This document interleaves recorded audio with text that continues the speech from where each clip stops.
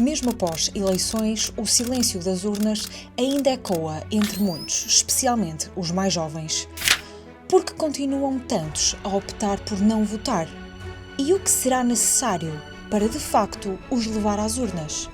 O voto, o ato de votar, decorre em larga medida de um sentimento de dever e de dever moral em se votar. Os estudos que temos indicam isso. As pessoas que votam sempre são aquelas que sentem esse dever cívico para votar.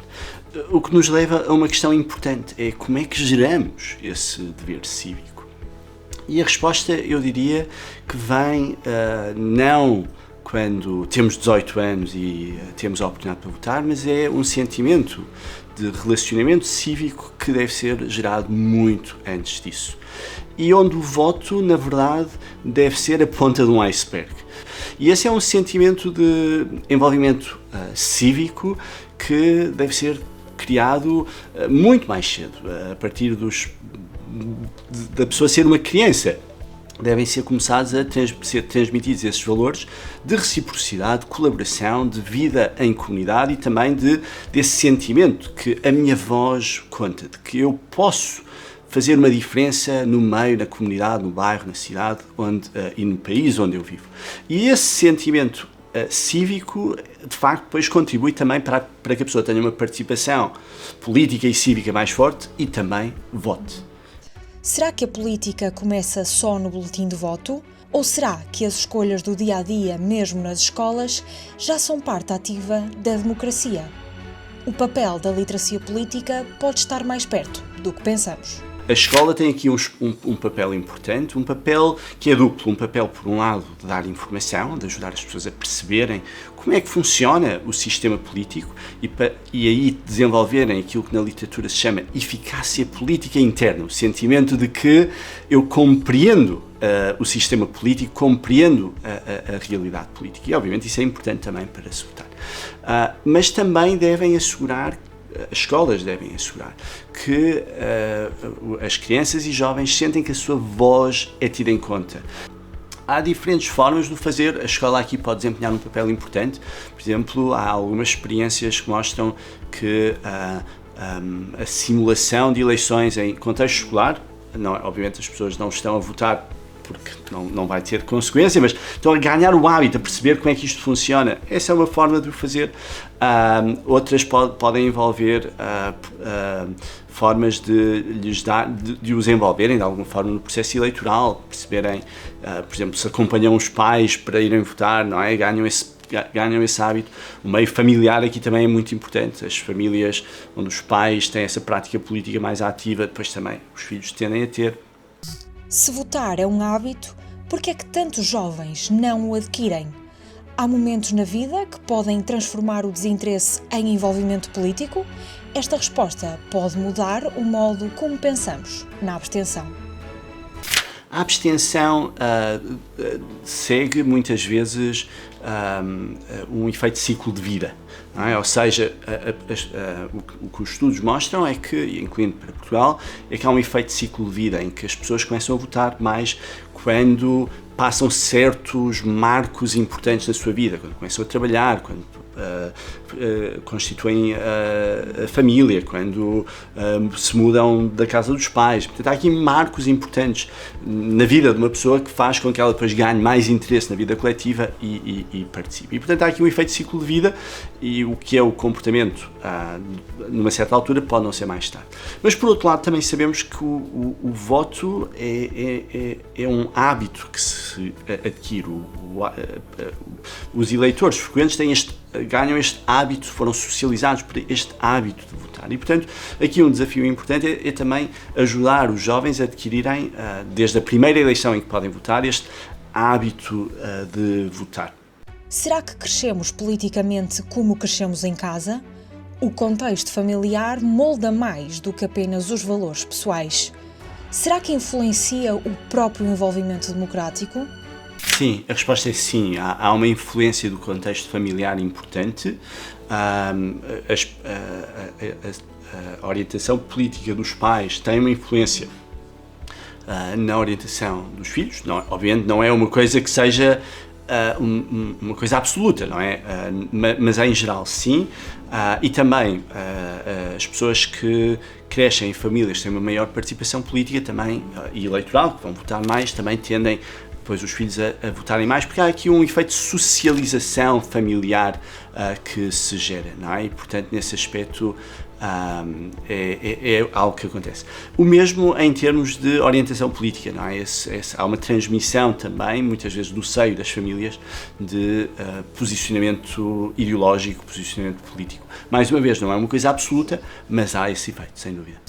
Vivemos conectados, informados e expostos. Mas será que isso faz de nós participantes mais ativos ou apenas observadores digitais? O impacto das redes sociais na participação política é mais complexo do que parece.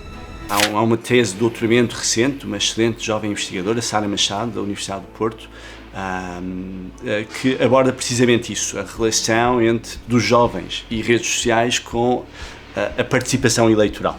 O que é que essa tese identifica? A partir do inquérito feito a jovens, o que encontra é que a participação nas redes sociais não tem um efeito estatisticamente relevante no ato de votar. Portanto, as pessoas que participam, os jovens que participam mais concretamente, nas redes sociais não votam mais, nem menos, do que aqueles que não participam. A participação nas redes sociais tem um efeito positivo em termos daquilo que é a eficácia política interna, o sentimento que o jovem tem de que compreende a política. Portanto, há esse efeito positivo. Ao mesmo tempo, o que a tese identifica é que as redes sociais também são percepcionadas muitas vezes como um território hostil em termos de participação política.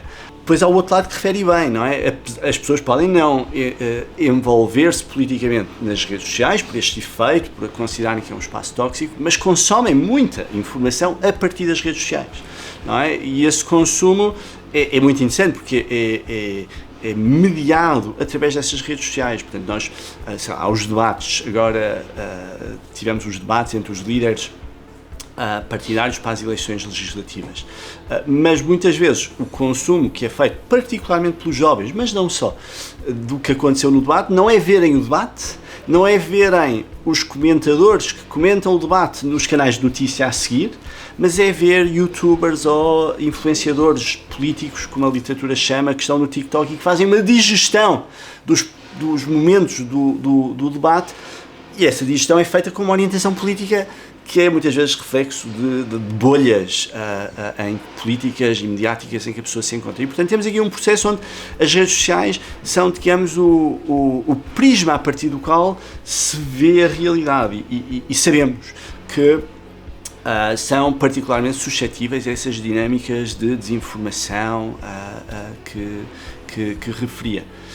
Como é que combatemos isso? Eu acho que a resposta vai para algo que estava implícito no que falávamos no início, mas que acho que deve se tornar mais explícito.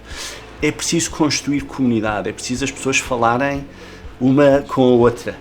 E é paradoxal que os jovens de hoje, que cresceram com a internet, que são a geração mais conectada de toda a história da humanidade, com a possibilidade de se conectarem com qualquer pessoa em qualquer lado do mundo, literalmente, são também a geração que se sente mais sozinha, não é? Isso é assustador e é paradoxal. Num mundo onde se bloqueia quem pensa diferente, onde fica o espaço para crescer através da diferença? Quando deixamos de ouvir, deixamos também de construir. Será que estamos a empobrecer o debate público? Há uma frase que eu gosto muito que diz que a faísca que do confronto de ideias distintas surge a faísca da verdade, não é? Agora, ao mesmo tempo, essa faísca precisa de um contexto para depois se tornar uma chama que nos ilumina, não é? A faísca pode passar rapidamente e requer cooperação, requer aceitarmos o outro, requer termos, pelo menos, em comum esta ideia de que queremos algo que é coletivamente melhor, não é? E, portanto, sim, é preciso esse confronto de ideias, mas é preciso também termos esse espaço de cooperação. Um passo importante é fazermos este esforço de falar com o outro e procurar a qualidade nos outros. Enfim, acho que isso é uma boa regra de forma geral na vida, é vermos as qualidades que os outros têm, mesmo no nosso meio que nos rodeia e das pessoas que nos são próximas. E tentarmos coletivamente, não é, encontrar pontos que nos permitem construir algo. Se nenhuma sociedade avança se não for capaz de captar e mobilizar todos de forma mais ampla. Portanto, sim, seria por aí. Num tempo em que a participação política se reinventa fora das urnas e dentro dos ecrãs, esta conversa lembra-nos que votar é apenas uma das muitas formas de viver a democracia. E porque conversar com factos é o primeiro passo para participar, vemo-nos em breve.